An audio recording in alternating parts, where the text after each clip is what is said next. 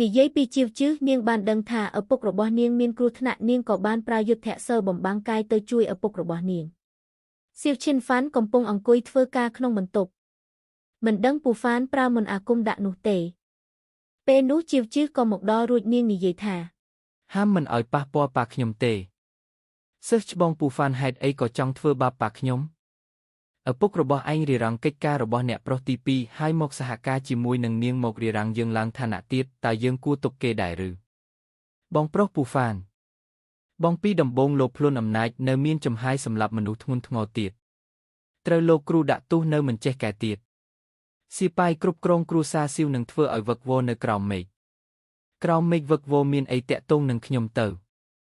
ខ្ញុំដឹងត្រឹមតែថាខ្ញុំចង់ឡើងឋានៈគ្រប់គ្រងដំណាក់ដល់ពេលនោះខ្ញុំជាមេរបស់ប្រទេសអ៊ីនចំណែកឯងនឹងចុះទៅនរកជាមួយឪពុកឯងហើយយុទ្ធសិលបែបនេះចង់ប៉ះប៉ាខ្ញុំមិនយល់ព្រមនោះទេ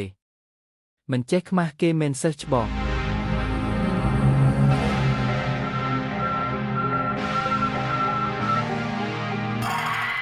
អ្នកទាំងពីរបានប្រយុទ្ធគ្នាយ៉ាងខ្លាំងប្រើសរដាក់គ្នាទៅវិញទៅមកបែកភ្លើងពេញមេឃតែពូហ្វានមិនឈ្នះជីវជឿឡើយយុទ្ធសាស្ត្ររបស់ជីវជឿធ្វើក្បិតតែខ្លាំងមែនតែមួយថ្ងៃប្រើបានតែ3ដងប៉ុណ្ណោះសិស្សប្អូនអញបានប្រើយុទ្ធសាស្ត្រអស់ទៅហើយយើងចាំមើលថាអញទប់ទល់ជាមួយយើងដោយរបៀបណាពេលនោះពូហ្វានបានបញ្ចេញកំពូលយុទ្ធសាស្ត្ររបស់ខ្លួនវាជីវជឿដួលទៅនឹងដី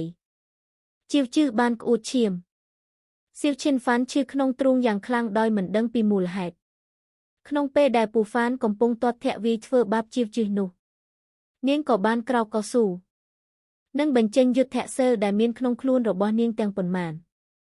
ដាក់ទៅពូហ្វានវិញធ្វើឲ្យពូហ្វានត្រូវរបួសយ៉ាងដំណំ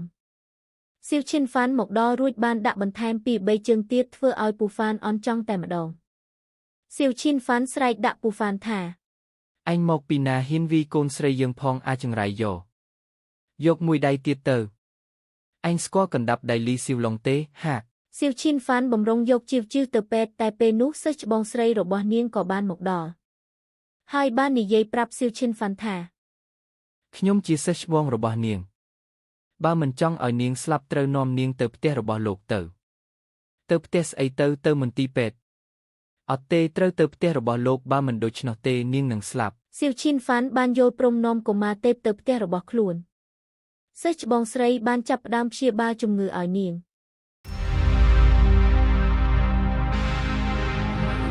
សៀវឈិនហ្វានបានសួរនាងថានាងចង់ធ្វើអី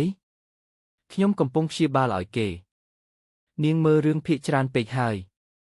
មិនក៏ខ្ញុំមកជឿមនុស្សដូចជានាងទៅវិញសៀវឈិនហ្វានមិនជឿសិស្សច្បងរបស់ជីវជឿឡើយអ្នកទាំងពីរបានប្រកែកគ្នាយ៉ាងខ្លាំងសិស្សច្បងស្រីបានប្រាប់ពីរឿងរ៉ាវនិងប្រវត្តិរបស់ជីវជឿព្រមទាំងបើកភ្នែកទិបឲ្យសៀវឈិនហ្វានមើលឃើញពីអតីតជាតិទៀតផងនេះគឺជាដំណើរសាច់រឿងរបស់ឪពុកនិងកូនកាលពីជាតិមុនអ្នកទាំងពីររស់នៅសប្បាយចិត្តណាស់តែថ្ងៃមួយភ្លើងក៏ឆេះផ្ទះរបស់សៀវឈិនហ្វានធ្វើឲ្យតួប្រុសរបស់យើងស្លាប់នៅក្នុងភ្នក់ភ្លើងនោះទៅសៀវឈិនហ្វានបានដឹងរឿងគ្រប់យ៉ាងឈិនហ្វានបានសម្រេចចិត្តជួយរំដោះគ្រោះកូនរបស់ខ្លួនដោយការស្នងតំណែងគ្រូសាសៀ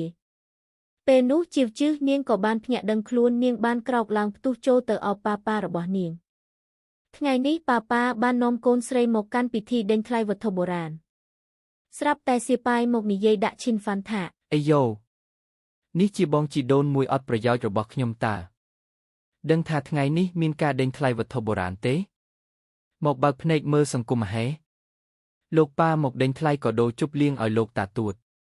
ចង់យកវត្ថុបុរាណទៅកុហកលោកតាយកតំណែងតាមែនដែរទេនេះយកសពទៅឯងធ្វើឲ្យលោកតាខឹងដេញឯងចេញពីផ្ទះតាឯងបានលុយមកពីណាមកទិញវត្ថុបុរាណទាំងអស់នេះទៅពាក់ព័ន្ធអីនឹងឯងទៅពិធីក៏បានចាប់ផ្ដើមជីវជឿនាងបានឃើញថូផ្កាដែលគេទុកនៅគៀនជញ្ជាំងនាងបានបើកភ្នែកទិបមើលអ្វីដែលគួរភ្ញាក់ផ្អើលថូផ្កានោះមានតម្លៃមហាសាលនាងបាននិយាយថាសំណប់ចិត្តរបស់ខ្ញុំនៅទីនេះសោះអត់ប្រយោជន៍មែនឯងថាទៅឯងក្រីក្រយ៉ាងនេះមកដេញថ្លៃទិញអ្វីដែរទៅនាំគ្រួសារមកទាំងអស់ឯងមិនខ្មាស់គេទេឬហេតុអីក៏ឯងដឹងថាខ្ញុំទិញមិនបានពេលឈិនហ្វានរៀបនឹងដេញថ្លៃជីវជឿនាងបានរត់មកចាប់ដៃប៉ាមិនឲ្យដេញថ្លៃចាំយកធ្វើផ្កា មានតែធើបកាទេទើបជារបស់ល្អបំផុតនោះគ្រាន់តែជារបស់ដាក់តាំងតើលោកគ្រូនិយាយហើយថាគេមានញាណពិសេសហើយនៅមានភ្នែកទេវតាទៀតមានក្របភ្នែកមានគុជគ្មានអ្នកណាចេះជាងគេទៀតនោះទេធូបការនោះខ្ញុំយកហើយណាបងជីដូនមួយបងគ្មានលុយថាគ្មានលុយទៅស្ដាប់ក្មេងម្នាក់និយាយយករបស់ដាក់តាំងមកធ្វើជាសំណប់ចិត្តអញមកពីផ្ទះភ្លេចយកខួរក្បាលមកមែនទេជាវជឿប្រាប់ប៉ានាងថាត្រូវតែយកថូនោះឲ្យបានទីបំផុតនាងទទួលបានថូនោះដោយបំណងរបស់នាងមែនកុមារទេពបានប្រាប់ប៉ារបស់នាងថាប៉ានៅក្នុងថូនេះមានយន្តនាងបានលើកថូផ្កានោះបោកទៅនឹងដី